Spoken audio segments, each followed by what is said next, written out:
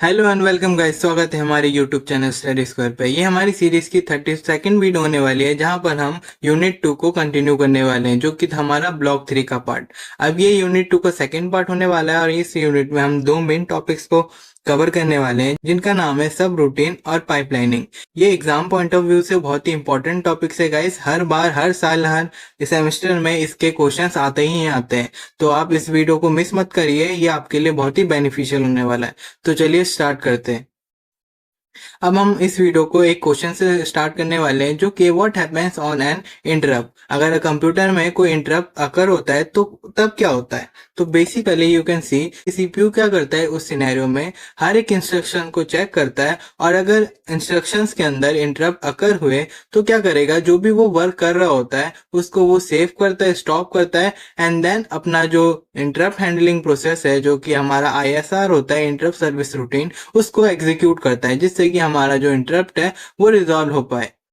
अब इन इंटरप्ट को हैंडल करने के लिए हमें क्या करना पड़ता है, बार बार कोड लिखना पड़ता है, जिससे कि हमारे वो इंटरप्ट को सॉल्व कर सके, जो कि बहुत ही टाइम कंज्यूमिंग होता है। इसी को अवॉइड करने के लिए हम क्या करते हैं, एक सब रूटीन क्रिएट करते हैं। अब ये सब रूटीन क्या होता है, तो चलिए पहले सब रूटीन को क्लियर करते हैं।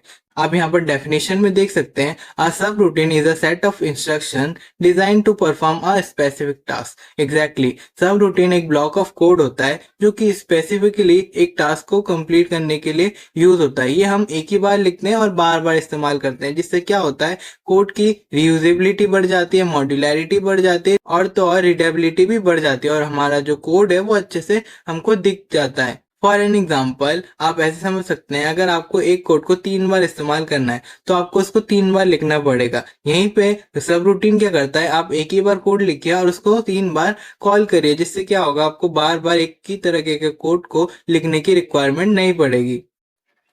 अब एक क्वेश्चन रेज होता है कि व्हाई वुड वी यूज सब रूटीन्स। इसको अच्छे से समझने के लिए आप यहाँ पर देख सकते हैं प्रोज एंड कॉन्स। सब रूटीन को इस्तेमाल करने से हमें क्या क्या हेल्प मिलती है। आप देखिए, हमारी जो कोड की रीयूजेबिलिटी होती है, मतलब बार बार उसको इस्तेमाल करने का जो प्रोसेस होता है वो अच्छा हो जाता है, मतलब एक कोड को हम बार बार इस्तेमाल कर सकते हैं बेसिकली। फिर इजियर टू टेस्टिंग, ये इजियर टू हैंडल और टेस्ट हो जाता है। स्ट्रक्चर्ड अप्रोच, मतलब एक सटीक स्ट्रक्चर वाइज हमको मिलता है, जिससे कि हमारा कोड हमको इजीली अंडरस्टैंड भी हो जाता है और उसकी वर्किंग भी, डिबगिंग में, हर चीज में हेल्प मिलती है। और एक लॉजिकल डिवीजन प्रोवाइड करता है। एंड कॉन्स में अगर आप देखेंगे तो ये इंक्रीज कॉम्प्लेक्सिटी, मतलब ये थोड़ा बहुत कॉम्प्लेक्सिटी तो रेस करता है, बट वो नेगोशिएबल होता है। और एक होता है ओवरहेड।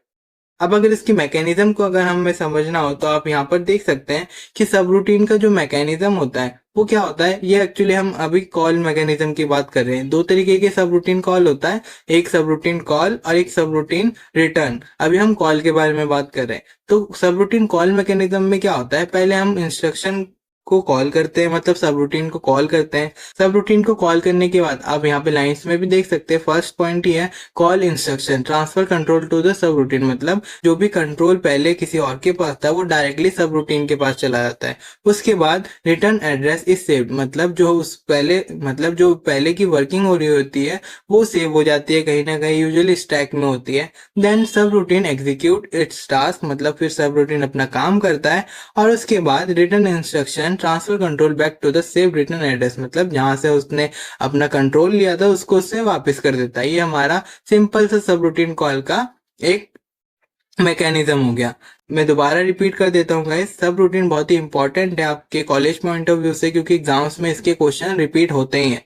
नेक्स्ट है हमारा मोस्ट इंपॉर्टेंट पॉइंट, इवन सब रूटीन से भी इंपॉर्टेंट पॉइंट, जो कि है पाइपलाइनिंग।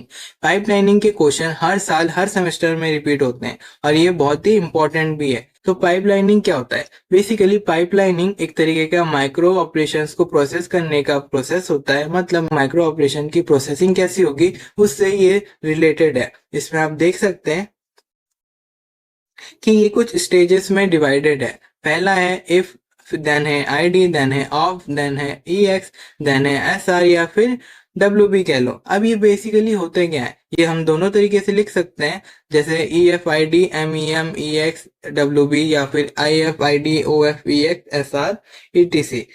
अब ये होते क्या है, बेसिकली आप सपोज करिए आपका एक इंस्ट्रक्शन है, अब वो एग्जीक्यूट होगा, देन उसके बाद दूसरा इंस्ट्रक्शन एग्जीक्यूट होगा, देन उसके बाद तीसरा इंस्ट्रक्शन एग्जीक्यूट होगा, जो कि एक टाइम टेकिंग प्रोसेस हो जाती है। अगर आपको 4 इंस्ट्रक्शन एक साथ प्रोसेस करना है तो आपको वेट करना पड़ेगा।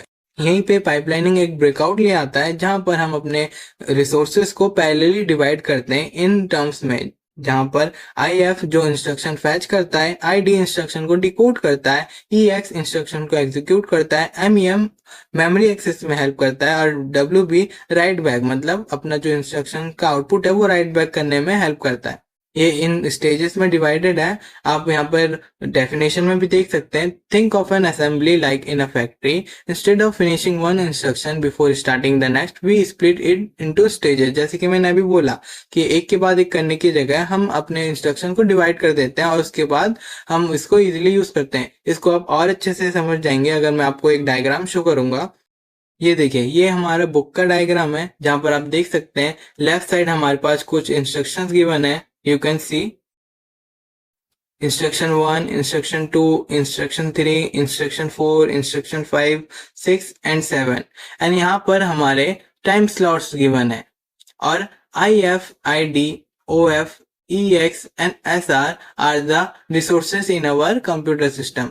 जो कि इंस्ट्रक्शन में क्या होगा, फर्स्ट सेकंड में हमारा IF फैच होगा, सेकंड में हमारा ID फैच होगा, थर्ड सेकंड में हमारा OF वर्क करेगा, फोर्थ सेकंड में हमारा EX एंड सो ऑन। वैसे ही जब हम सेकंड पोजीशन में आ जाएंगे, मतलब सेकंड में आ जाएंगे, तब हमारा ID के साथ IF वर्क करने लग जाएगा सेकंड इंस्ट्रक्शन का, जो कि पैरेलली वर्क करेगा, और ऐसे ही हमारे इंस्ट्रक्शन एक दूसरे के साथ वर्क करते रह जाएंगे, जिससे क्या होगा, हम एक ही वक्त में 2-4 इंस्ट्रक्शन अच्छे से फैच कर सकते हैं, मतलब एग्जीक्यूट कर सकते हैं in our processing.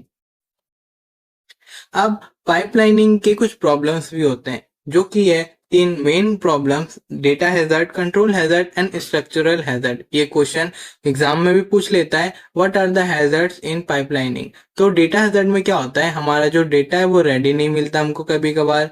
Control hazard में क्या होता है, हमारे अगर ब्रांचेस वाले इंस्ट्रक्शन है, तब एक इंस्ट्रक्शन को एग्जीक्यूट करने में उसकी कंट्रोल लूज हो जाती है कि इसको करें या इसको करें या इसको करें, क्योंकि बहुत सारी ब्रांचेस हैं।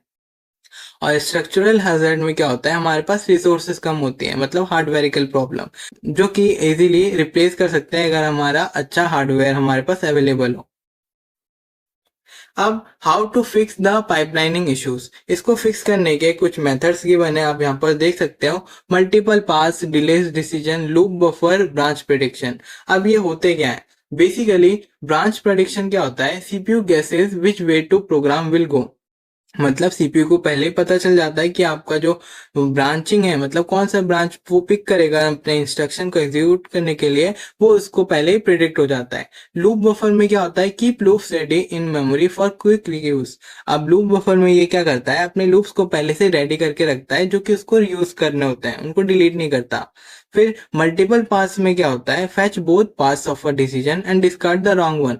ये क्या करता है, दोनों को ही रेडी कर लेता है, और जब जिसको जरूरत होती है वो पिक हो जाता है, दूसरा अपने आप डिस्कार्ड हो जाता है।